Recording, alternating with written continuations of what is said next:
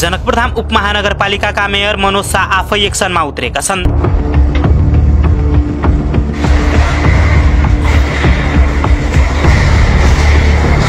जनकपुरधाम 20 देपुरा रुपैठा स्थित विवादित तेलिया पोखरी खाली गराउन मेयर मनोज शाह, नगर प्रहरी र जेसीबी सहित घटनास्थलमै पुगेका छन्।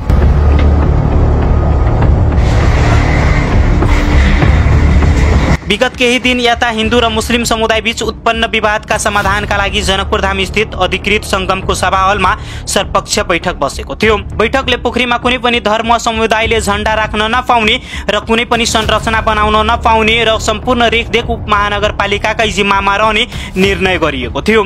यसअघि पनि 2082 भदौ 16 गते र 2078 कार्तिक 19 गते प्रमुख जिल्ला अधिकारीको अध्यक्षतामा यस्तै निर्णयहरू भएका थिए, तर कार्यान्वयन हुन सकेका थिएन।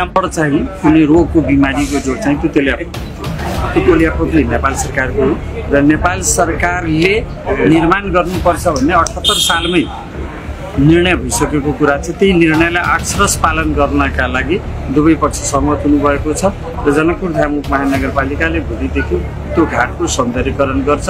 हिन्दू पक्ष र मुस्लिम पक्ष अहिले जानु हुँदैन, हामी नगरपालिकाले निर्णय। यो सबै निर्णय भइसक्यो, कसैले बनाउन पाउँदैन, हिन्दूले पनि बनाउन पाउँदैन, मुसलमानले पनि बनाउन। तर यसपटक मेयर मनोज शाह आफै डोजर लिएर संरचना हटाउन र पोखरीलाई सौन्दर्यीकरण गर्न पुगेपछि स्थानीयवासीहरूले खुलेर स्वागत गरेका छन्। स्थानीय सरकार कुनै जमिन क्षेत्र देवला सिफारिस मात्र गर्छ, जमिन छ जोग्राफी। मेयर शाहको यो कदमलाई जनकपुरधाममा दुई समुदाय बीच मेलमिलाप र शान्ति कायम गर्नुपर्ने ठोस पहलको रूपमा देखिन्छ। हार्दिक मंगलमय शुभकामना।